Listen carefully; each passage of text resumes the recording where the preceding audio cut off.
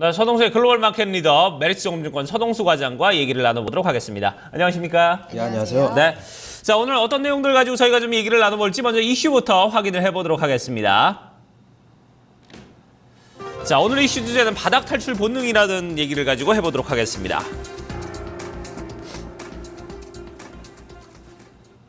자, 그동안 어떻게 보면 이제 유가의 어떤 반등에 대한 그 기대가 상당히 좀 많이 좀 간절했던 모양입니다. 일단은 뭐 특별히 뭐 다른 어떤 주변에 재료가 있었던 건 아니고 단지 좀 감산 합의가 이루어질 가능성이 있다, 뭐 준비를 하고 있다, 이런 얘기만으로도 지금 12%나 올라가는 이런 모습을 보여줬어요. 예, 유가를 비롯해서 지난 금요일 국내 증시라든가 전 세계 증시에서 보여줬던 이런 자산 가격 흐름의 동향은 상당히 좀 이해가 되지 힘들 정도로 좀 편향된 모습들을 좀 많이 보여줬었는데요. 이렇게 좀 너무 한쪽으로 치우쳐 있던 가격들이 결과적으로 좀 균형점을 다시 찾아야 된다라는 이런 말씀으로 좀 이런 제목을 좀 가져왔고요. 네. 많이 오르든 많이 떨어지든 너무 한 방향으로 가는 것만은 계속 지속되지는 않을 것이다. 대표적인 얘가 뭐 WTI 국제 유가가 될 것 같습니다. 그래프를 보시면서 제가 말씀을 드리겠습니다. 그래프를 보시면 국제 유가 작년 하반기부터 100달러가 넘었던 것이 마이너스 70%, 74%까지 떨어지면서 26불까지 떨어졌었습니다. 네. 그 전 저점 26불이었고요. 이게 전일, 그러니까 목요일 날 최저점까지 떨어졌다가 12%가 오르면서 29불까지 좀 올랐거든요. 그래서 뭐 이게 상당히 좀 의미가 있느냐라고 보시면 펀더멘탈리 말씀을 드리면 의미가 별로 없습니다만 어쨌든 26달러에 대한 지지 매물이라든가 이러한 부분들은 어느 정도 좀 확인이 됐었다. 다음에서도 26불을 재차 진입을 하게 되면 여기에서는 저가 매수세가 상당히 좀 많이 들어온다라는 얘기고요. 반대로 얘기를 하면 여기를 다시 깨고 내려가게 되면 또 증시, 미국 증시를 특히 밑으로 끌어내릴 수 있는 재료로 이렇게 작용될 가능성도 상당히 크다라고 보시면 될 것 같습니다. 뭐 이러한 부분들은 펀더멘탈 관련해서는 제가 좀 이따가 다시 또 설명을 드릴게요. 네. 아무래도 저희가 매번 얘기를 하는 것, 그러니까 국제 유가가 어떤 이슈에 움직였냐 보다는 일단 반등을 줬느냐 여부에 시장은 상당히 민감하게 반응을 합니다. 네. 일단 뭐 얘기가 앞서서도 얘기가 나왔지만 석유 장관이 어떤 발언 하나로 이렇게 움직인 게 된 것인데 말씀하셨지만 펀더멘털에는 큰 영향이 없을 것 같다라는 목소리들도 많이 나오고 있거든요. 유가 관련 소식부터 전해주시죠. 핵심적으로 보면요. 이제 CNN 머니에서는 UAE의 석유 장관이 감산을 위한 협력할 준비가 되어 있다라고 우리 오페크 국가들이 이렇게 얘기를 했습니다. 뭐 이런 기대감이 유가 시장에 영향을 줬다라고 보시면 될 것 같은데요. 이게 실질적으로 이루어진 것은 아무것도 없다라는 부분들, 74%나 떨어졌기 때문에 어느 정도 이 정도 기술적 반등은 사실 74%, 100달러 기준으로 해서 74%가 떨어지고 26불에서 29불 오르는 게 26불 기준으로는 12% 오른 거지만 네. 100불 기준으로 봤을 땐 3%밖에 오르지 않았습니다. 네. 펀더멘탈 측면에서는 상당히 좀 의미는 없다라고 보시면 될 것 같아요. 만약에 진짜 감산 합의가 이루어진다고 한다면 국제 유가가 우리가 지금까지 보지 못했던 수준의 상승이 일어날 가능성이 있습니다. 아직 여전히 작년 200만 배럴 이상의 공급 우위 일간으로요. 그리고 올해 같은 경우는 추가적으로 제가 지난주에도 말씀드렸지만 일간 160만 배럴이 추가가 되면서 하루 한 300만 배럴에서 400만 배럴. 근데 사실 이거를 캐가지고 저장할 저장고도 지금 이제는 없습니다. 사실. 그래서 여기서 이제 마지노선이라고 생각하는 부분들이 26불이 아닌가 이런 생각이 좀 많이 드는데요. 어쨌든 이로 인해서 뭐 소비자들이 수혜를 얻는 것들도 얘기를 하고는 있습니다만 결론적으로 에너지 기업들이 부담을 느끼고 실질적으로 작년에 셰일 기업들이 굉장히 많이 망했고요. 여기에다가 돈을 빌려주게 된 은행들의 론 자체도 상당히 부실화가 진행이 되면서 사실 은행 전체에 대한 시스템 리스크 관련된 부분들이 솔직히 시장에 좀 반영이 됐다라고 보시면 될 것 같아요. 어떻게 됐든 바닥에서 12%를 탈출을 하면서 이런 은행이라든가 아니면 원자재를 수출하는 이머징 국가라든가 이런 부분들 바닥에서 좀 탈출하는 부분들. 하지만 여전히 펀더멘탈 측면에서는 불확실성이 지속되고 있다라고 보시면 될 것 같습니다. 네.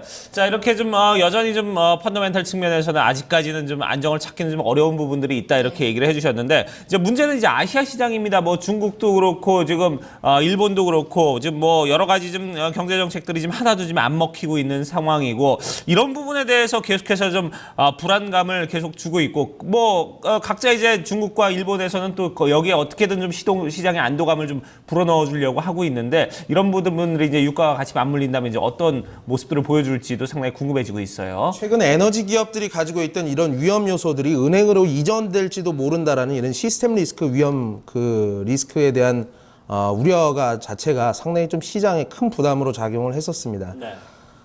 CNN 머니 따르면 도이치뱅크에서 이러한 부분에 대해서 좀 얘기를 했었는데요. 우리 충분한 유동성을 보유하고 있다. 바이백도 충분히 할 수 있고 이러한 부분들 때문에 금요일에 주가가 10%가 올랐거든요. 사실 윌리엄 더들리도 미국에서 또 한 말을 거들었었는데요. 금융 시스템은 충분히 강한 유동성과 자본력을 보유하고 있다. 이렇게 얘기를 하면서 금융업종과 에너지업종을 중심으로 해서 미국 시장 중심적으로 이렇게 상승을 좀 리드를 했었는데 예전에 우리 금융위기가 일어났을 때 그 월가에서 일으켰던 천문학적인 레버리지하고 지금 수준의 레버리지하고는 상황이 완전 수준 차이가 굉장히 큽니다.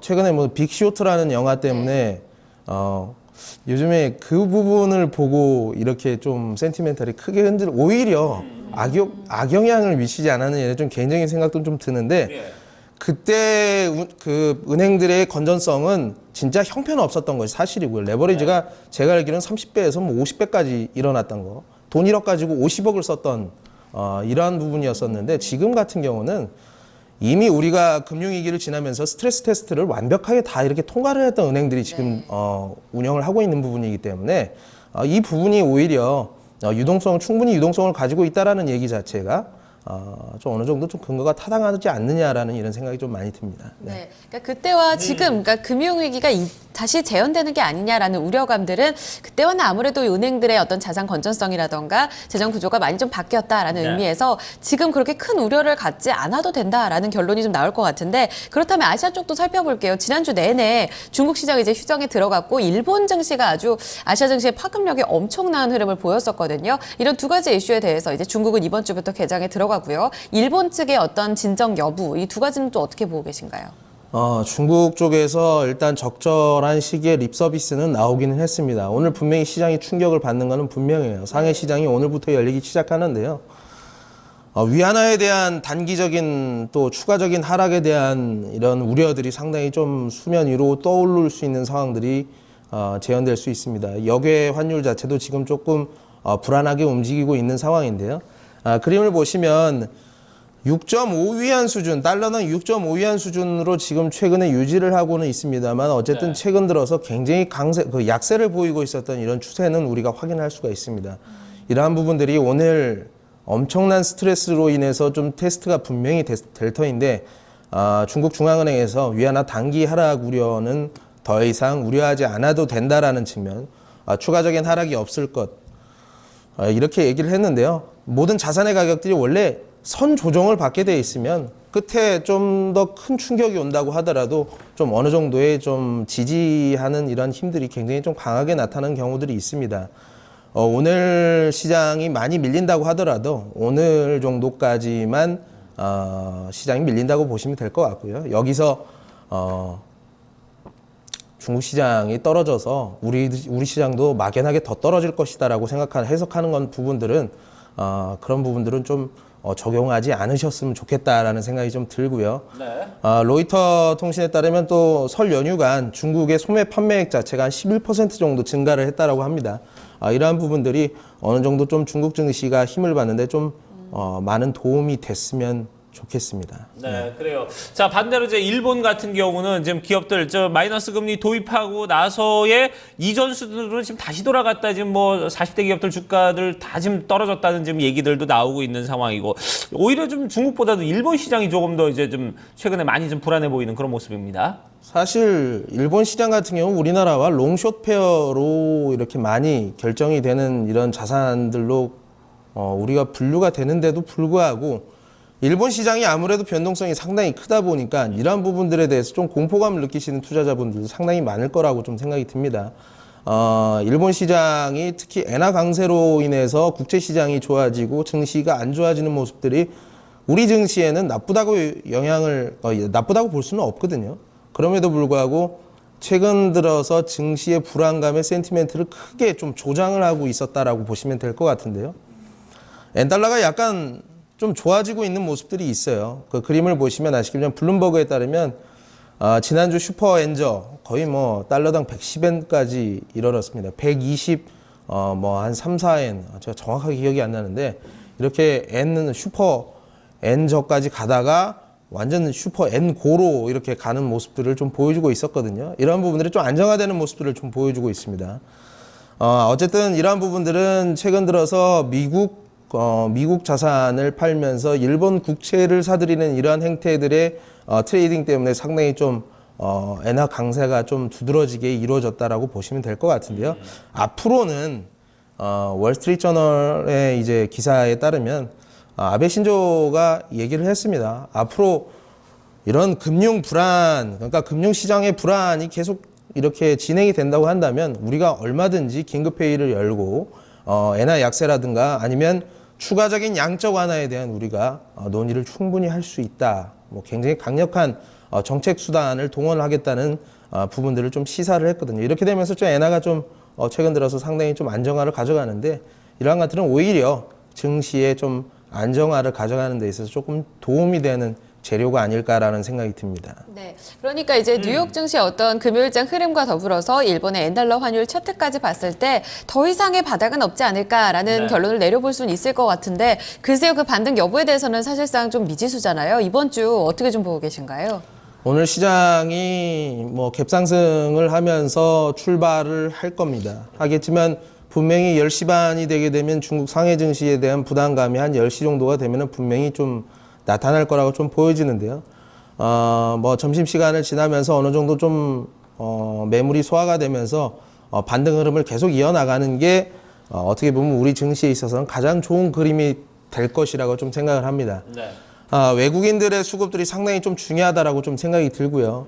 원화가 굉장히 좀 일간으로 약세로 가는 이러한 좀 오버슈팅 현상들이 금요일 날 나왔었는데요. 이런 것들이 좀 제자리로 돌아가면서 증시도 어느 정도 좀 비논리적으로 떨어졌던 부분에 대해서는 반등을 충분히 할 수 있지 않을까라는 생각이 듭니다.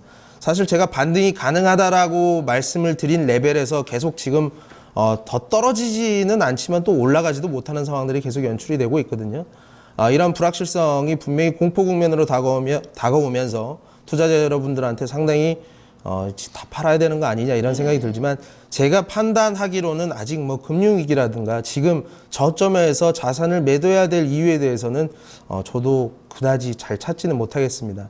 반등을 하게 되면 그때나 좀 자산을 줄여가면서 시장 상황을 바라볼 필요가 있을 것 같고요. 그 중에서도 이렇게 바닥에서 튀어 오르면서 유가처럼 이렇게 폭발적으로 좀 올라오는 기술적 반등이 올라오는 자산들에 대해서는 어느 정도 좀 매도를 하면서 일부 현금을 가져가는 부분들이 좀 필요하고요. 아직 바닥권에 있는 자산들에 대해서는 그냥 롱 포지션을 계속 지속적으로 가져가면서요. 수익을 여기서 분명히 마이너스가 나면 안 돼요. 여기서 좀 기다리는 부분들. 언제 탈출할 수 있을지 모르지만 좀 기다리면서 이 바닥권을 좀 이겨내시라고 이렇게 말씀을 좀 드리고 싶습니다. 네. 일단은 좀 불안한 흐름들 계속해서 이어지고 있습니다. 하지만 여기에서의 어떤 추가적인 악재에 대해서는 저희가 따로 코멘트를 드리지 못할 정도로 어느 정도 이제는 좀 자산 정상화 가격으로 이전해야 될 단계가 아닌가라는 이야기들을 반복적으로 드리고 있는데요. 이런 부분들 기회 포착에 있어서 좋은 참고가 될 것 같습니다. 추가적으로 좀 저희가 또 팔로우업을 해드리니까요. 이런 부분들도 참고해 보셨으면 좋겠습니다. 네. 자, 얘기는 여기까지 듣도록 하겠습니다. 지금까지 메리츠 증권 서동수 과장과 함께했습니다. 고맙습니다. 감사합니다.